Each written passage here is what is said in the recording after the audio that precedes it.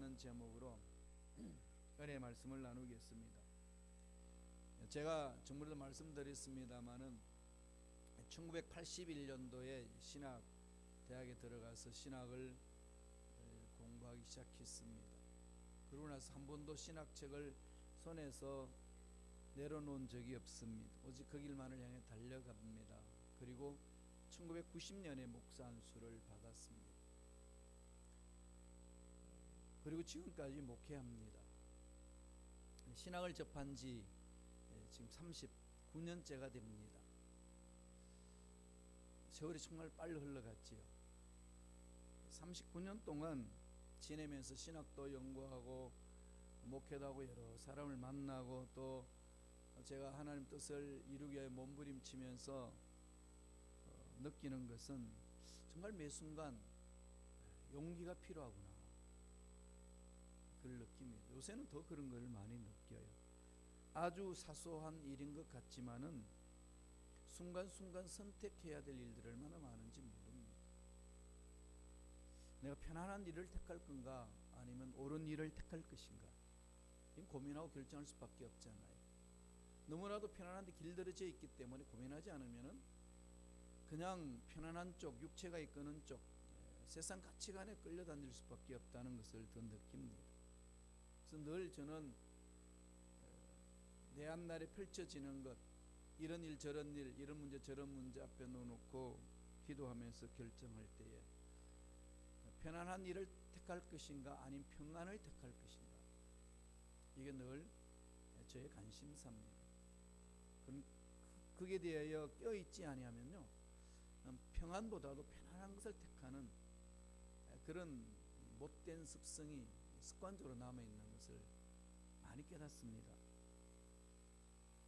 세상은 편안한 걸 줍니다. 그러나 평안은 세상이 주질 못하지 않습니다. 그럼에도 불구하고 우리들은 너무 편안한 것에 목매일 때 많아요. 좋은 집, 좋은 차, 좋은 옷, 돈 많은 것, 이건 참 편안해요. 세상에 살기에. 그리고 그게 있다고 평안하지는 않습니다. 그러다가 보니까 늘 사람들은 평안 찾기보다는 편안에 끌려가는 거죠. 그래서 결국은 다 가졌지만 마음에 평안을 못 찾습니다. 샬롬이 없는 거죠. 다 가지고 나서도 자살을 합니다. 왜? 평안이 없으니까. 공허한 거죠. 세상 살면서 이 재미로 가느냐 기쁨을 얻느냐, 돈 버는 재미 있잖아요. 돈을 많이 벌면은 이 기쁨이 넘쳐나죠. 그러던가요? 그랬으면 참 좋겠는데 항상 일치되지는 않습니다. 세상에 주는 것은 재미예요. 그러나 기쁨은 세상에서 주는 게 아니고 하나님이 주는 것이기 때문에 여기에 대해서 우리가 민감하게 반응하지 않으면 나도 모르게 세상 가치관에 끌려다니면서 다 그렇게 사는 걸 나만이 이렇게 살아야 될 이유가 뭐가 있어? 뭐가 문제인데 내가 무엇을 잘못했다고 그러느냐 라고 오히려 넋두리 칠 때가 많이 있다는 겁니다. 문제는 이런 선택의 용기에서 밀리면은 하나님 앞에 올바로 설 수 없다는 것이 심각한 문제라는 겁니다. 그러다 보면은요, 열정이 식습니다. 자기 생활의 패턴이 형성됐기 때문에 매너리즘에 빠져요. 그냥 이렇게 잘못된 습관에 끌려갑니다. 그러니까 그것이 옳은 건지 잘못된 것인지 판단도 분별도 되지 않습니다. 그러니까 어떻게 해야 되겠어요? 늘 껴있어서 하나님 뜻을 찾아야 되고 부르짖어야 되는 거죠.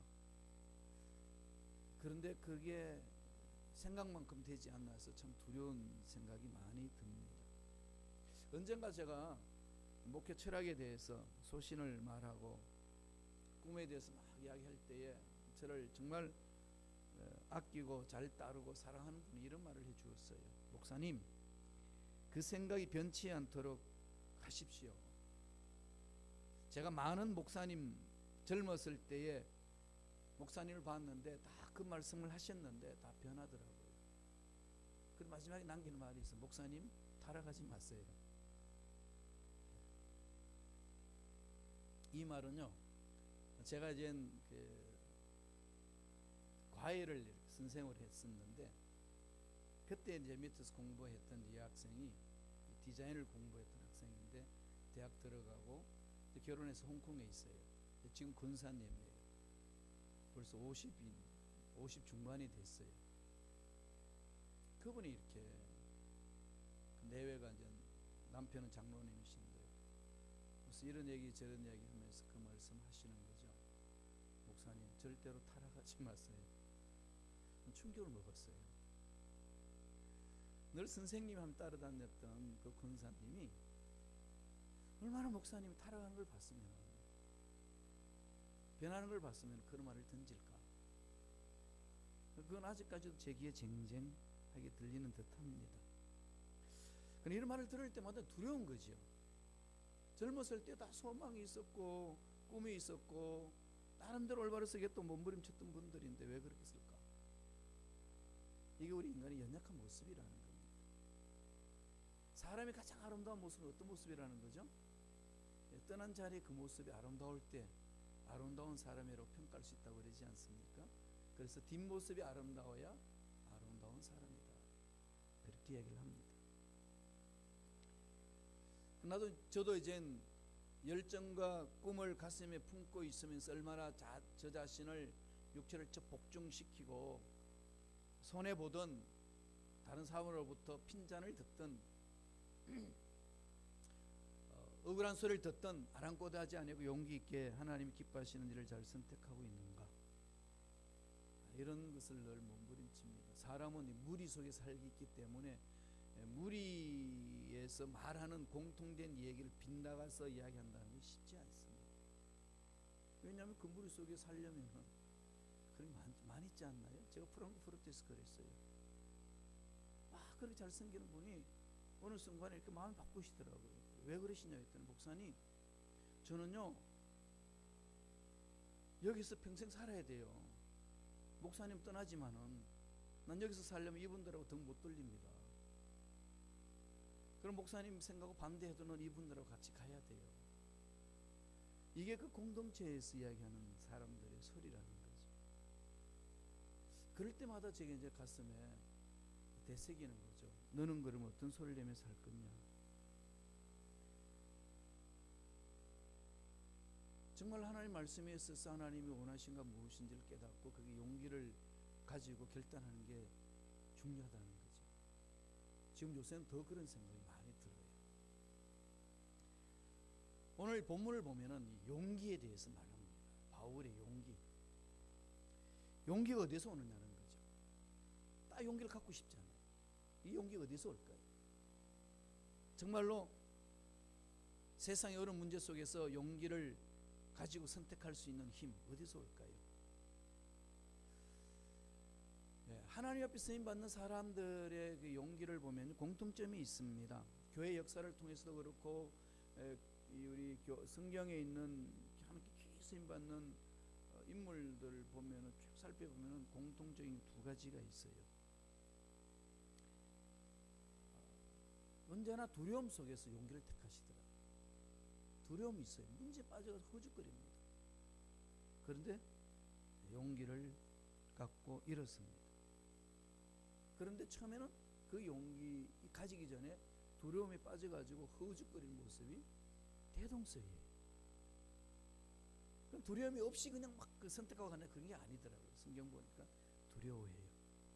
그리고 또 하나는 절대로 포기하지 않는 거. 포기하지 않더라고요. 아무리 두려운 일이 어려운 일을 포기하지 않고, 그러니까 다시 일어선다는 거죠. 용기는요, 여러 사람들의 말을 이렇게 하고 있는데, 제가 독일에서 공부하면서 전공했던 신학자인데 폴 틸릭이라는 사람이 있어요. 1933년에 프랑크푸르트에 사회학장을 하셨던 분인데 철학적인 신학을 하신 분인데 히틀러를 대항하다가 추방을 당했어요. 그래서 미국 유니온 신학교, 그 다음에 하버드 신학교, 하버드 대학에, 그 다음에 마지막으로 시카고 대학교에 신학부가 있어요. 거기에서 교수를 하시다가 소천하신 분입니다. 그분이 용기에 대해서 말을 많이 했어요. 용기. 간단히 말씀드리면 용기란 뭔가? 나를 위협하고 내가 나를 나되게 하지 못하는 모든 그 악한 요소들에 대해서 맞장서서 극복해 나가는 힘, 이걸 용기라고 정의했습니다. 그래서 그분이 늘 쓰는 것은 그럼에도 불구하고 올바른 것을 선택해 나간다는 거죠. 그게 용기라는 겁니다. 정말 옳은 것이라면은 첫 번째, 두 번째, 세 번째 이 모든 것들을 다 버릴 수 있는 것, 하나님 뜻을 위해서 가장 귀하다고 여기는 것도 다 버릴 수 있는 힘, 그게 용기라는 거죠. 프라이어티를 항상 어디에 두느냐? 예수님께 둡니다. 하나님의 뜻에 둡니다. 그게 두면은요, 말은 쉬운데 삶은 어렵습니다. 손해보는 일이 한두 가지가 아니에요. 그렇지 않나요? 장사 잘 되는데 주일 성수시키기 위해서 주일날 사업 안 하겠다 하는 사람들이 결단 내리기 어렵습니다. 그게 우리 삶이란 게 그렇지 않나요? 하나님 뜻대로 가게 되면 당해야 될 일들이 많이 있기 때문에 쉽게 그냥 내팽개칠 때 있습니다. 편안하니까 내팽개치면. 우리가 세상의 것들을 선택하는 것이 달콤하지 않으면 선택 안 하지 않습니까? 죄는 달콤해요. 결과가 쓸 뿐이지. 달콤하니까 끌려가는 거 아니겠어요? 세상 가치관은 달콤해요. 그냥 우리가 쉽게 내팽개칠 수 있는 것들이 아닙니다. 돈의 유혹이 얼마나 달콤합니까? 돈의 유혹에 달콤함에서 벗어날 수 있는 사람이 있나요? 대한민국에 지금 대형 교회에 문제가 일어나는 것은 이 돈의 달콤함에 빠져가지고 올바로 선택하지 못해서 일어난 일들이 많이 있습니다. 두려움이 있으니까 그 속에서 편한 걸 찾아가는 게 인간의 모습이라는 겁니다. 그러면 어떻게 될까요? 결국 문제 생겨요. 결국은 하나님 앞에 서지 못합니다. 이게 문제지 않습니까? 그럼 어떻게 해야 되나요? 오늘 사도 바울을 통해서 우리 한번 그 용기를 어떻게 가져야 되는지 살펴보겠습니다. 바울이요, 오늘 말씀은 고린도에 가가지고 개척하는 내용입니다. 1년 6개월 동안 고린도에서 생활하면서 교회를 개척했어요. 그러기 전에 어디에 있었느냐? 2차 전도 여행을 하면서 2차 전도 여행은 유럽을 향하여 전도했습니다. 고린도에 오기 전에 그리스 아테네에 먼저 가서 복음을 전했어요. 아테네에 가게 되면 아레오바고라는 이 유명한 철학자들이 모여서 서로 토론하는 그 장소가 있습니다. 국회 같은 곳이에요. 거기 들어가서 복음을 전합니다. 그래서 거기에 에피쿠르스 학파라든지 또 여러 가지 학파가 있는 그 철학자들하고 논쟁을 합니다. 그게 사도행전 17장에 나오는 얘기예요. 막 논쟁을 해가지고 결국 복음을 이제 전하면서 그들을 설득시키고 하나님의 나라를 이루기 위해서 몸부림을 쳤는데 결과는 바울이 기대했던 것만큼 얻지를 못했어요. 그게 사도행전 17장 마지막 절에 그렇게 말합니다.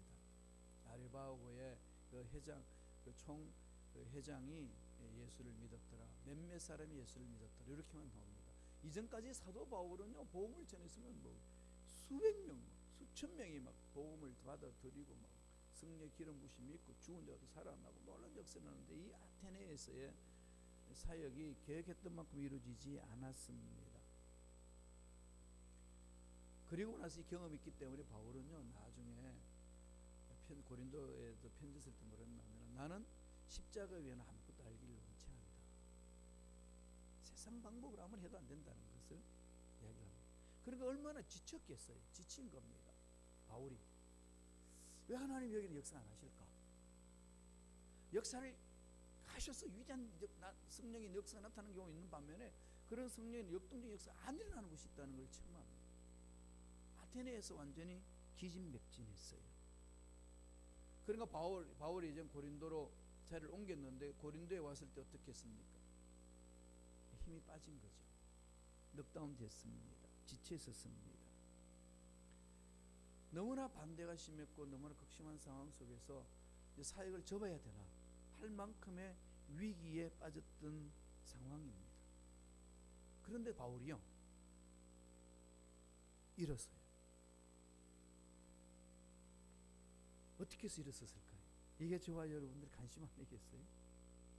전 사도행전 28장 읽으면서 와, 바울이 완전히 사역을 그만둬야 되나 포기해야 되나 완전히 낭패를 당했던 그가 고린도에 와가지고 새 힘을 얻습니다.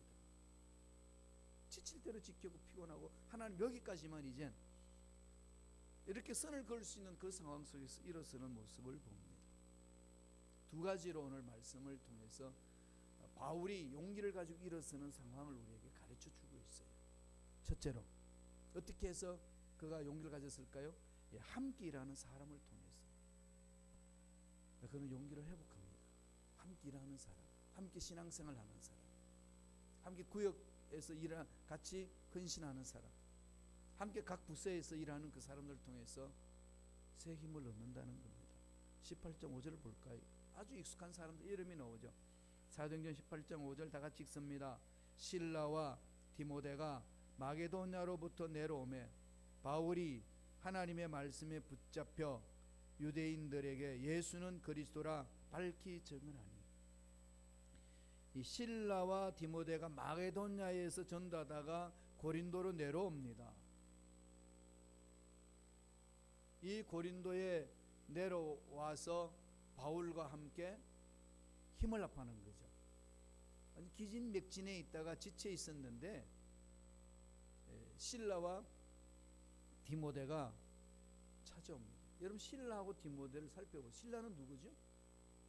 빌립보에서 바울과 함께 감옥에 갇혔던 감옥의 동지입니다. 험악한 그 세월 보내는 그 순간에 함께 했던 거죠. 바울과 함께 갇혀가지고 하나님의 기적을 체험한 사람입니다. 그런 신라가 오니까 힘이 더 보태지 않겠습니까? 용기가 생기는 거죠. 선생님 함께 가지요. 이 말 한마디에 일어서는 거 아니겠어요? 디모데는 누굽니까? 청년 디모데를 만났을 때에 바울은 청년 디모데를 너는 영적인 내 아들이다 할 만큼의 그의 신앙의 결단을 보고 마음을 같이 나누었던 사람입니다. 이 두 사람이 기진맥진에 있는 바울에게 함께 힘을 보탭니다. 영적 동지를 만나는 거죠. 그 속에 세상의 일로 사역의 어려운 문제로 여러 가지 막혔던 그 모든 부분들이 눈 녹듯이 녹는 그 은혜를 체험하는 겁니다. 이게 하나님의 방법이에요. 하나님은 아담이 독차하는 것이 좋지 않게 여기셔서 누구를 붙여주나요? 하와를 붙여주잖아요. 돕는 배필, 그죠? 그네 그도 돕는 배필을 그럽니다. 이 말은 돕는 배필이라는 뜻은요 세 가지 뜻으로 말하거든요. 전문도 제가 말씀드린 적이 있습니다만은 돕는 배필이라는 게 무슨 뜻일까요? 제일 먼저 마음을 같이하여 도와주는 사람, 이게 돕는 배필이에요. 두 번째는 반대하여서 돕는 사람이에요. 잘못된 생각에 대해서 우리가 남인가 그냥 묵인하고 가자 이렇게 하는 게 아니고 남이 아니고 우리라도 우리 가족 공동체라도 잘못된 길에 대해서는 반대해야 된다는 거죠. 반대해서 돕는 사람, 그게 배필입니다. 세 번째로는 영적으로 갈 길을 보여주는 사람. 그러니까 한 사람, 두 사람 중에 한 사람은 늘 그 의식이 가는 거죠. 돕고자 하는 마음, 그 다음에 잘못된 길에 대해서 반대하여 돕는 사람, 그 다음에 무엇보다도 영적으로 열려있는 사람이 되어서 돕는 것. 그게 올바로 돕는 배필로 하나님 기뻐하시는 일을 할 수 있다는 얘기입니다. 여러분 어떻게 지금 신앙생활하고 계시나요? 어떻게 여러분 가정에서 자녀들과 함께 이런 돕는 배필로 부부지간에 또는 교회 공동체에서 그렇게 돕는 자 헬프로서 하나님 일을 감당하고 계십니까? 욥기에 보면은 유명한 여인이 나옵니다. 욥의 부인. 그죠? 욥이 고난을 받을 때에 욥의 부인이 뭐라고 그랬죠? 네가 믿는 하나님을 저주하고 뒤져라. 이런 소리를 했거든요. 그러니까 욥이 그 마음을 들었을 때에 어떤 마음이었을까요? 정말 너무 아픈 거죠. 어떤 아내는 남편이 잘못 평가받는 일에 대해서 분노를 가지고 남편을 대신해서 싸워주는 부인이 있어요.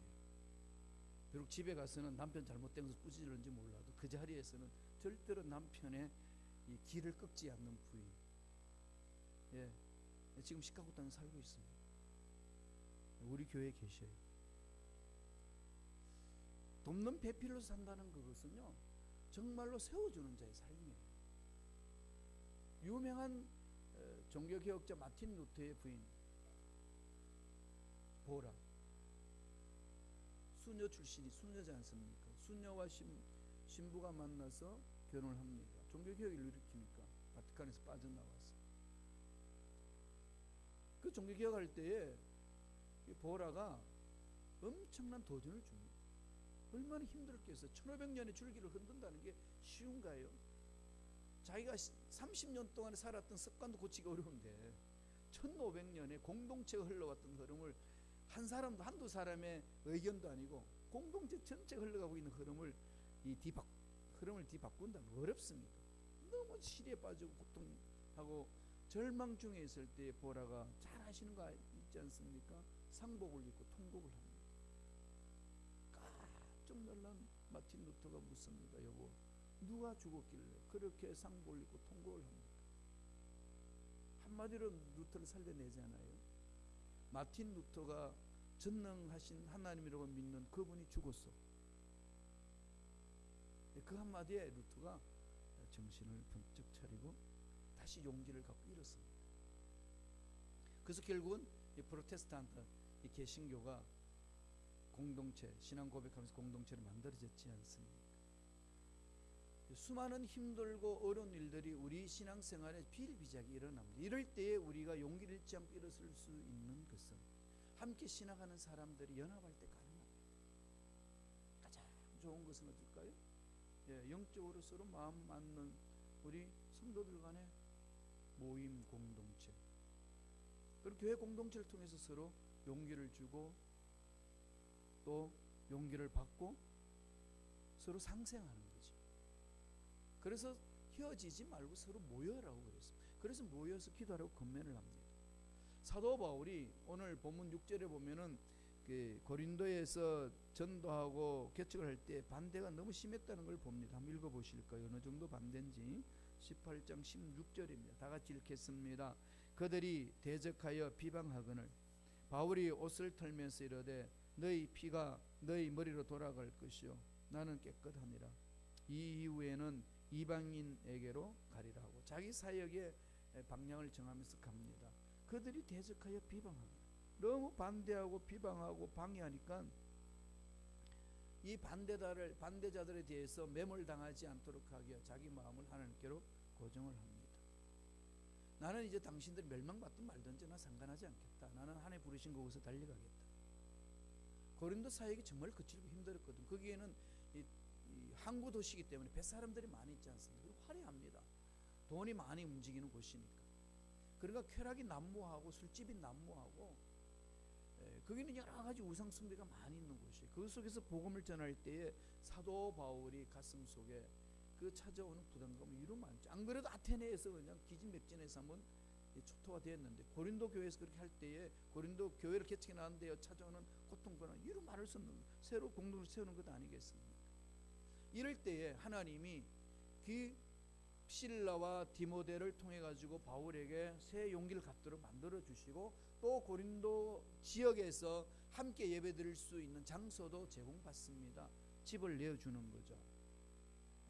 오픈하우스가 됩니다. 하우스를 오픈하는 거죠. 가정교회, 가정에서 모여서 예배드리는 겁니다. 7절 보세요. 하나님이 만나게 하죠. 사도행전 18장 7절 읽습니다. 거기서 옮겨 하나님을 경외하는 디도 유스도라 하는 사람의 집에 들어가니 그 집은 해당 옆이라. 모여서 이제 아지트를 만들 수 있는 곳이 있는 거죠. 유스도라는 사람. 그러나 하나님의 뜻을 따라서 가려고 하면은 하나님이 예배해 놓으신 분이 사람들이 있어요. 쉽게 까마귀가 있는 거죠. 먹을 것을 물어다 주고 함께 일할 수 있는 장소를 제공하는 하나님 앞에 쓰임받는 일꾼들이 있습니다. 빌립보에서는 바울이 사역할 때 힘들 때 누구가 찾아왔죠? 루디아. 루디아가 바울을 도와줍니다. 오늘 고린도에서는 누구죠? 유스도가 도와줍니다. 그러나 저와 여러분들은 늘 하나님이 이끄시는 여기에 집중을 해야 된다는 거죠. 이 속에 하나님이 주신 평안이 있는 것입니다. 불편함이 있을는지는 몰라도 이 속에 평안함이 있는 거죠. 그리고 8절에 보면은 해당장 그리스도가 온 집안 식구와 함께 예수를 믿습니다. 8절 보세요. 읽어볼까요? 또 해당장 그리스도가 온 집안과 더불어 주를 믿으며 수많은 고린도 사람도 듣고 믿어 침례를 받더라. 아, 놀라운 일 아닌가요? 하나님이 붙여주시잖아요. 그러니까 우리는 어디를 집중해야 될까요? 하나님께 집중하는 거죠. 하나님께 집중하면 하나님이 선택해서 붙여주는 사람과 함께 일을 해야 되지, 내가 이 사람이 좋으니까 이 사람과 만나고 저 사람이 싫으니까 저 사람하고 하지 않고 이런 마음을 가지면 낭패를 당한다는 거예요. 모든 것이 하나님께 집중하고 하나님께 집중하는 사람끼리 만남을 갖게 하는 거죠. 하나님의 역사는 그렇게 해서 일어납니다. 다윗이 사울을 피해 도망갈 때 하나님 누구를 붙여주죠? 사울의 아들 요나단을 붙여줍니다. 생명의 은인으로 살죠. 다윗과 요나단. 그래서 다윗과 요나단이 너무 우정이 깊고 이러니까 전애들이 동성연애자 아니냐. 요새 동성연애하는 것에 대해서 옹호하는 사람들은 다윗과 요나단 봐라 뭐 이러면서 별소리 다 합니다. 그런 관계가 아니라 다윗과 요나단의 이 우정은요, 정말 하나님 사랑 안에서 뭉쳐진 거예요. 40년의 광야 생활에 모세가 그렇게 힘들고 그런 상황 속에서도 끝까지 자기 길을 갈 수 있었던 것은 누가 있었나요? 예, 여호수아가 있었어요. 또 여호수아가 뒤를 이어서 그렇게 갈 수 있었던 사람은 누가 있나요? 갈렙이 있었어요. 그런 저와 여러분들이 외로운 듯 하지만은 하나님께 매달려 부르짖는 자는 하나님이 일꾼들을 세워주는 거죠. 그래서 용기를 회복하는 거예요. 그러니까 결론은 어디에 우리 집중해야 될까요? 하나님께 집중하되 하나님 붙여주는 사람을 민감하게 잘 우리들은 더불어 살아갈 수 있도록 그렇게 사랑하고 섬기는 겁니다. 그러려면은 모여야 하고 말씀 안에 써야 되고 기도로 뭉쳐야 합니다. 그럴 때 용기가 있어요. 아까 제가 폴틸리 신학자를 말씀드렸는데 이분이 유니온 신학대학에 왔을 때요, 나이가 40살이 넘었습니다. 47세인가 그랬어요. 그래서 다시 영어를 배웁니다. 그러니까 북부 독일은 그 영어식의 영어이기 때문에 미국식 영어가 아니라 영국식이잖아요. 그러니까 발음이 아주 괴상합니다. 들으면 되게 촌스러워요. 그런데 영국 사람이 미국 사람 발음 들으면은 속된 말로 쌍놈이라고 그래요. 그래서 아주 무식하게 생각합니다. 이렇게 그렇지만은 이제 영국식으로 영하는 그 폴틸리가 미국 와가지고 발음하니까 그것도 북부 사람인데 얼마나 발음이 센지 얼마나 재밌는지 몰라요. 강의만 하면은 학생들이 웃기 시작하는 거예요. 이게 강의 내용이 재미있어서 웃으면은 신이 나는데 이 발음에 이게 이상해가지고 웃기 시작하면은 이 기운이 빠지는 거죠. 특별히 경상도 사람들이 서울 올라와가지고 책을 읽을 때 애들이 온통 다 웃음 받으러 만듭니다. 경상도 사람 읽을 때요, 잔디를 안 읽고 짠디 금짠디, 금으로 읽지 않고 금짠디 그럽니다. 그러니 읽으니까 얼마나 우스워요. 그거 한번 몇 번 경험하고 나면 앞에 나가서 책 읽기가 두려운 거죠. 이 훈련하는 거. 제가 그런 경험이 있어요. 애들 고모가 이제 과외를 하셨는데 그 초등학생, 중학생 뭐 이렇게 고등학생인데 제가 거기에 급조 초등학교 과외하는데 강사로 초빙돼 가지고 받아쓰기를 하라고 해서 애들 해놔놓고 초등학생 받아쓰기를 불러서 가지고 받아쓰기를 했어요. 그런데 다 점수를 매겨보니까 20점, 30점이에요. 그래서 고모한테 그랬어요. 애들이 왜 이렇게 공부를 못하냐고. 너 도대체 어떻게 받아쓰기를 했길래 이러냐고 했더니 받아쓰기 적은 거 보니까 다 경상도 말로 받아 적어놨어. 전혀 그때 충격을 먹었습니다. 아, 내가 이렇게 말하고 사는구나. 경상도는 전혀 몰라요. 쌀과 살을 구분 못합니다. 모든 게 살이에요. 싸운다, 이걸 싸운다 하지 못해요. 싸운다. 그래요. 그러니까 어와 을을 구분하지 못해요. 저도 이렇게 막 말이 빠르면 이게 막 헷갈려서 막 나올 때 있어요. 그러다 보니까 이 발음들이 이상하니까 못 받아 적는 거죠.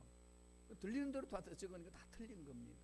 틀리기가 그렇게 강의를 하는데 얼마나 힘들는지 모릅니다. 너무 기진맥진. 그때 노학자지 않습니까? 세계적인 학자인데 전부 다 한번 말씀드렸듯이 185cm입니다. 키가. 거구지요. 그분이 강의 마치고 들어오는데 문에다가 하나에 이렇게 쪽지가 적혀 있습니다. 조교가 적어놨어요. 이렇게 적었습니다. 사랑하는 교수님, 우리는 모두 교수님을 사랑하고 존경합니다. 우리가 수업 시간에 웃는 것은 선생님의 발음이 조금 낯설어서 그런 것뿐입니다. 부디 힘을 내시고 저희들을 잘 인도하여 주옵소서. 이게요, 뭐 간단하잖아요. 근데 이 쪽지를 받아들었던 틸리 노 교수는요, 그 기록에 보면은 사무실에 들어가가지고 어린애처럼 엉엉 울었다고 해요. 너무 감동이 돼가지고. 그러면서 그분이 경험을 가지고 이렇게 기록합니다. 한 사람의 인정과 관심이 이렇게 놀라운 생명력을 주는데 하물며 죄인인 우리에게 보이신 예수 그리스도의 사랑과 관심은 얼마나 놀라운 일입니까? 그래서 그분이 책 쓴 게 존재의 용기, Courage to be. 이거 꼭 읽어보세요. 좀 어렵긴 한데 정말 읽어보세요. 살 용기가 생깁니다. 존재 용기를 써서요 아주 그냥 베스트셀러가 됐습니다. 함께 일하는 사람들이 서로 손잡고 마음을 같이 하고 다른 말 하지 않아도 함께 일합니다라고 서로 마음을 나눌 때 찾아오는 용기는요 강합니다. 이 험악한 이 시카고 이민생활 속에서 저와 여러분들이 찾아야 될 부분 아니겠습니까? 여기서 용기가 살아난다는 거예요. 여기서 용기를 가지고 일어설 수 있다는 거예요. 두 번째, 바울은 신앙에 어떤 용기를 가졌나요?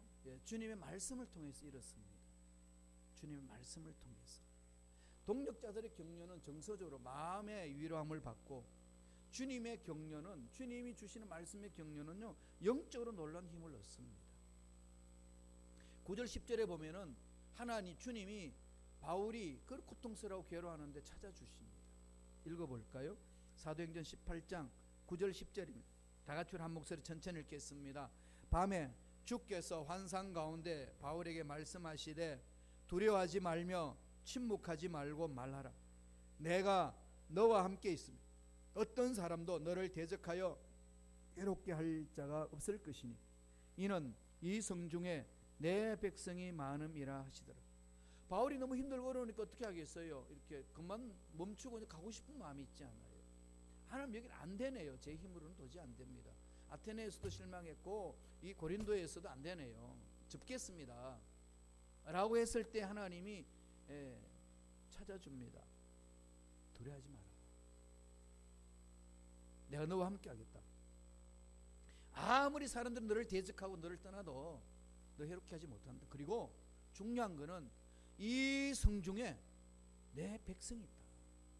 너는 그들을 챙겨라. 이 말 한마디에 바울은 어떻게 하죠? 이렇습니다. 이게 사명받은 자의 삶 아니겠습니까? 앞이 힘들고 문제 있고 주위 사람들이 여러 모함도 하고 떠나는 같은 그런 상황이 주어진다 할지라도 바울이 일어설 수 있는 힘은 딴 거 없어요. 내가 사랑하는 주님, 나의 생명을 살리신 하나님의 백성이 여기 있다. 이 백성 버리고 갈 거냐? 네가 챙겨야지.